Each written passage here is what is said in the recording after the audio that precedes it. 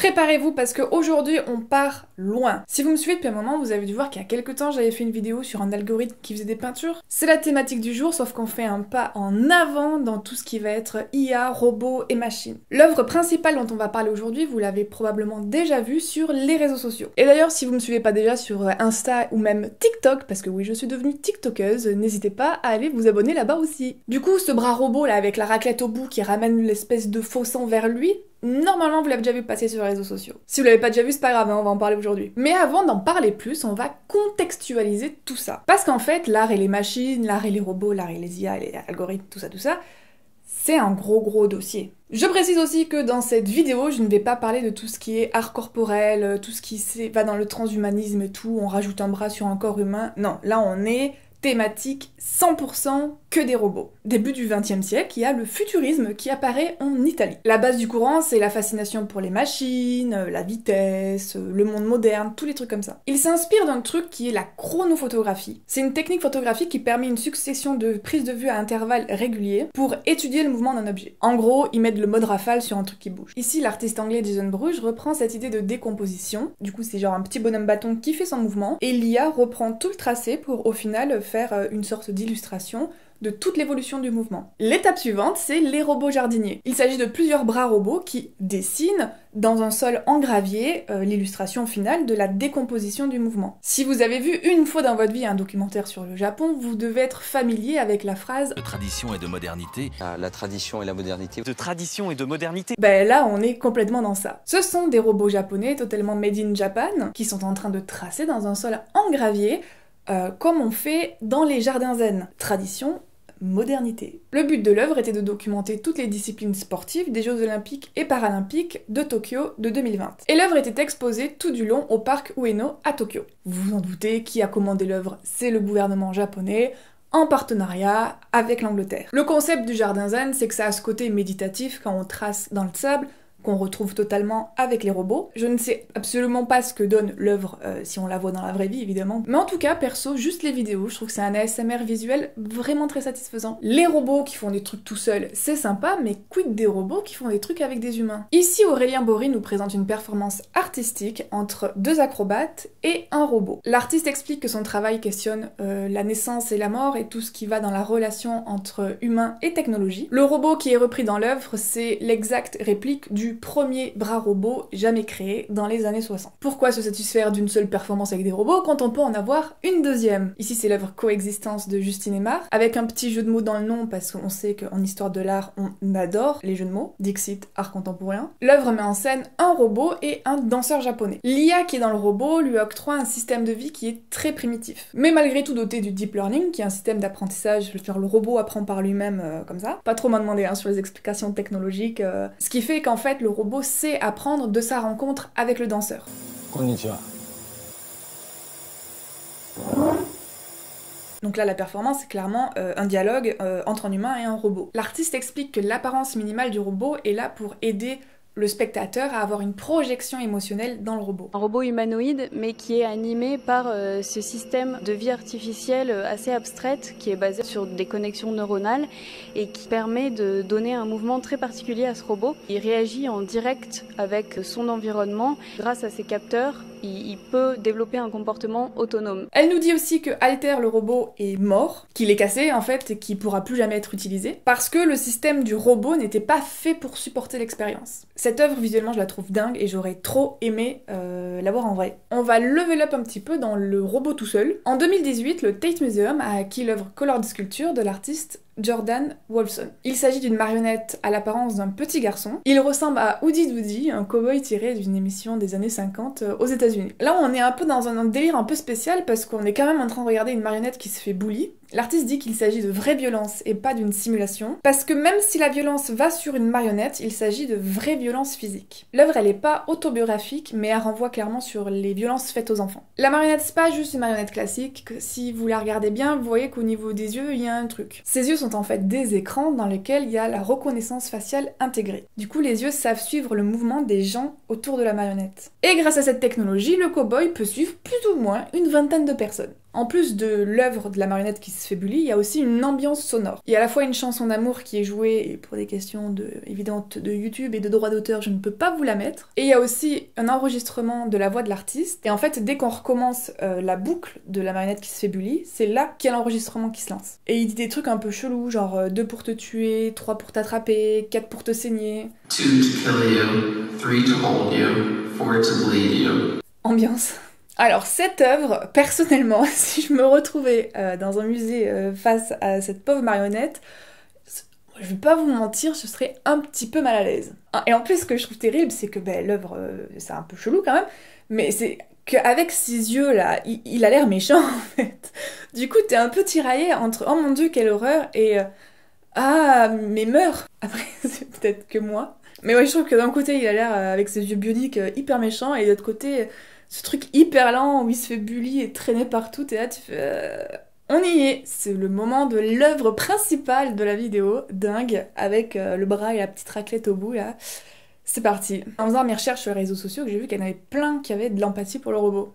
Genre super, torturer le robot, ça va bien nous aider dans 50 ans. Genre quand les robots domineront le monde, ils auront pas oublié ce qu'on aura fait. C'est incroyable, c'est fascinant et si triste en même temps. C'est qu'un robot, hein, je suis pas en train de pleurer pour un robot.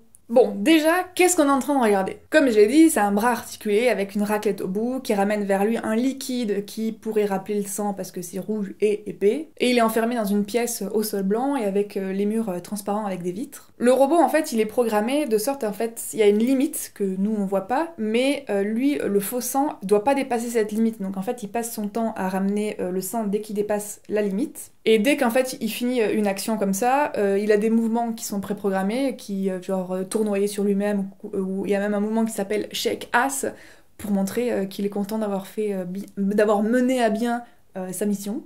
Et l'installation d'être enfermé comme ça, pour le spectateur, ça donne une option, genre être voyeur ou être plein d'empathie, ça fait partie aussi des trucs, hein, c'est pour ça que les gens, c'est ce qu'ils ressentent. Ou même d'être les deux, hein, tu peux regarder comme ça, genre, oh, qu'est-ce que je regarde, je devrais pas regarder, oh, le pauvre robot, enfin, tout est possible. Hein. L'œuvre a été créée spécifiquement pour le musée Guggenheim. Les artistes étaient invités à créer une œuvre sur les notions de frontières, de territoire et de limites, qui a quand même un délire de surveillance automatique et de contrôle des frontières. Sans trop extrapoler, c'est ce qu'on peut comprendre avec ces données-là. D'autant plus que ces deux notions ne sont pas non plus étrangères au couple d'artistes, car dans leur travail, ils testent les frontières et les limites de l'art contemporain. Parce que oui d'ailleurs, qui sont ces deux artistes chinois derrière ce robot qui fait pitié à tout le monde? Sun Yan et Peng Yu ont commencé à être connus via leur implication dans le mouvement artistique Shock Art.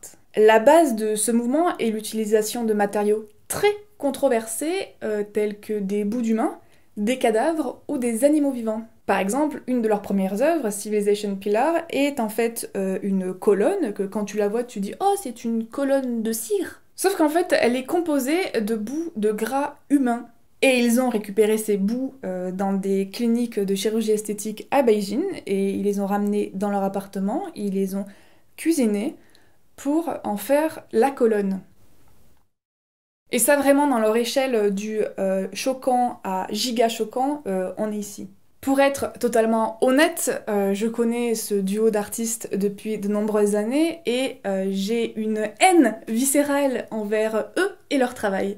Il faut savoir que la majorité des œuvres qu'ils ont faites sont illégales pour nous, l'Europe. Au-delà de l'illégalité au niveau judiciaire, moralement, ça va pas quoi. Je sais que normalement je suis censée quand même être un petit peu impartiale et neutre dans ce que je vous présente, mais eux vraiment, c'est pas possible. Hein. Donc on va parler du bras robot, hein, y a pas de souci, mais n'oubliez pas que les personnes derrière le bras robot sont très problématiques. Avançons, le shock art, ce mouvement artistique qui utilise des matériaux un peu chelous. Comme beaucoup de mouvements artistiques modernes et contemporains, la réaction et la réponse du spectateur, c'est très important pour l'artiste. Eux, ils cherchent vraiment le dégoût et l'horreur, hein. Ils cherchent pas, c'est le but. Dans l'œuvre ici, le robot, comme je l'ai expliqué, il est coincé dans une boucle infinie. En soi, somme toute inutile. La journaliste Cécilie Chen pose d'ailleurs la question du titre de l'œuvre. Est-il pour le robot ou pour le spectateur? Quand help myself, ça veut dire je peux pas m'en empêcher. Mais de quoi?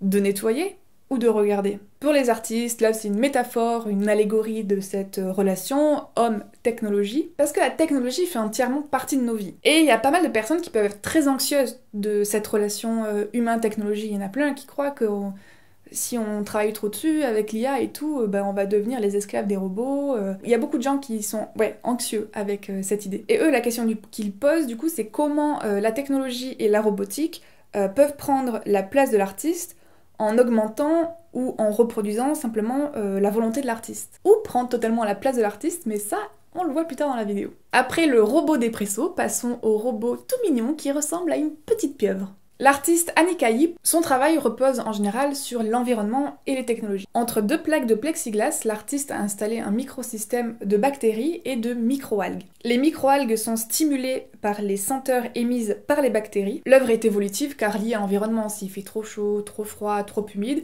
les bactéries vont réagir différemment et donc les microalgues seront stimulées différemment. Et du coup, l'image qu'on va avoir dans le tableau en plexi sera différente. Mais c'est pas cette œuvre de l'artiste qui m'a le plus intriguée. Les machines utilisées ressemblent à des pieuvres, trop mignonnes, vous l'avez compris. Pour une raison mystique, j'arrête pas d'appeler ces créatures des pieuvres alors que c'est très clairement des méduses. Et ici, elles coexistent et cohabitent avec le musée. Les pieuvres, appelées aérobes, se déplacent lentement dans un mouvement de haut et bas qui rappelle, sans grande surprise, le déplacement dans l'état naturel des petites pieuvres trop mignonnes dans la mer. Le trajet des petites pieuvres trop mignonnes n'est pas préécrit dans un algorithme ou dans une IA, il s'autogénère tout simplement avec l'environnement. Il est juste prévu qu'elles ne peuvent pas s'approcher trop près l'une de l'autre, ni trop près d'un visiteur. Dans cette œuvre, il ne s'agit pas que de pieuvres, puisqu'il y a aussi une expérience olfactive. L'œuvre est présentée au Tate Museum et les odeurs associées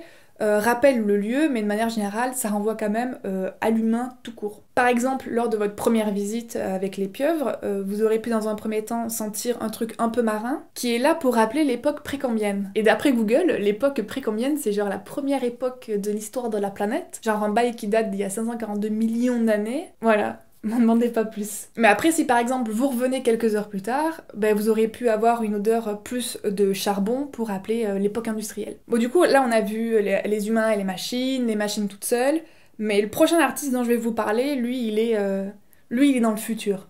Refik Anadol, il se considère comme un média artiste, qui utilise les data comme pigments, et il utilise l'architecture comme toile. Et comme il le dit si bien, il collabore avec les machines pour qu'elles créent des rêves et qu'elles aient carrément des hallucinations. La base, la question à l'origine de tout son travail, c'est que peut faire une machine avec les souvenirs de quelqu'un d'autre ? Du coup, l'artiste, il a créé son propre studio dans lequel il a invité des architectes, des scientifiques, des neuroscientifiques, mais aussi des musiciens, des écrivains et tout, genre tout en package très éclectique. Pourquoi je vous ai dit que le type vivait dans le futur ? Tout simplement parce que son équipe et lui, ils vont pousser, ils vont aller dans l'IA, mais au-delà des limites des frontières de l'IA, quoi. Par exemple, il a fait halluciner des machines. Du coup, en gros, il a donné plein d'images de nature à l'intelligence artificielle et il leur a demandé de créer leur nature rêvée. Il pousse leur programme à avoir des sortes d'hallucinations, parce qu'on a compris que c'est quand même pas des hallucinations, mais pour les pousser à créer et à imaginer. Dans l'œuvre Melting Memories, là, l'œuvre représente la visualisation de l'action de ce souvenir. Avec l'aide de chercheurs et de neuroscientifiques, il a appris à voir comment ça se passait dans le cerveau au moment où un souvenir se crée. Et avec l'aide de l'IA, il a su représenter la matérialité de l'action de ce souvenir. Et il a eu l'idée de cette œuvre parce qu'un membre de sa famille a été diagnostiqué avec la maladie d'Alzheimer,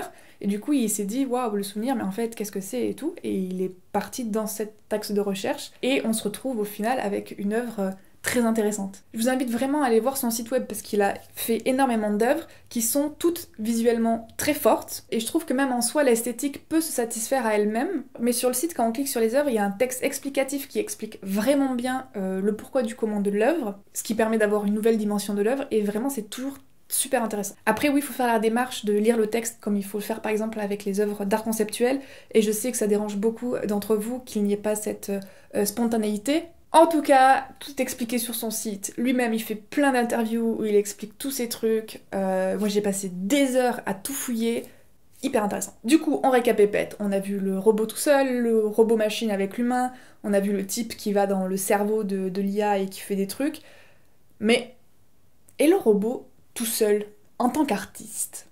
Est-ce que ça existerait pas ? Voici Aida, le premier robot humanoïde artiste ever. Zéro blague, c'est un robot avec une IA dans sa tête et c'est un artiste, le futur. Ils ont implanté dans Aida toute l'histoire de l'art, toutes les œuvres, tous les artistes, tout, on a tout mis, plus une petite option, l'option créer de l'art. En gros, c'est juste une option qui lui permet de créer quelque chose de nouveau à partir de toutes les données qu'elle a. T'as tout ça en tête, fais-nous quelque chose de nouveau. C'est un vrai robot avec une vraie IA, c'est pas juste un bras mécanique qui peint ou qui dessine. Elle discute, elle raconte sa life et tout.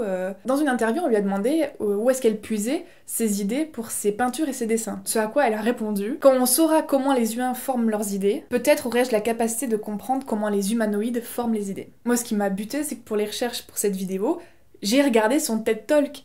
Parce qu'elle a un TED Talk où elle explique sa life, quoi. Et ce qui est hyper intéressant, c'est qu'elle se considère comme créative parce que son travail est nouveau, surprenant et a de la valeur. Faut savoir que toutes les œuvres qu'elle a créées ont été exposées et tout a été vendu pour des millions d'euros. Petit bémol, à un moment dans son TED Talk, elle dit quelles œuvres l'inspirent plus que les autres et elle nous cite Guernica de Picasso, un peu déçue, mais qui suis-je pour juger? Néanmoins, elle n'est pas le seul robot artiste parce qu'il y a Orlan qui a fait une sorte de robot d'elle-même, mais on n'est pas sur le même pied d'égalité de technologie. Le robot d'Orlan, par exemple, elle lui a mis 20 000 mots et du coup elle répète des trucs en boucle, quand en face, Aida, elle est autonome et indépendante, quoi. Le sujet des robots et des artistes, ça questionne de plus en plus et intéresse de plus en plus. D'ailleurs, en 2018, il y a eu au Grand Palais une exposition qui s'appelait Artistes et robots, qui présentait plein d'œuvres super. Comme par exemple Asana Columns de l'artiste Hans Meyer, qui, avec l'utilisation d'un algorithme, a permis de concevoir des formes pouvant compter plusieurs millions de facettes, mais qui se ressemblent jamais et tout machin. Bref, il crée des colonnes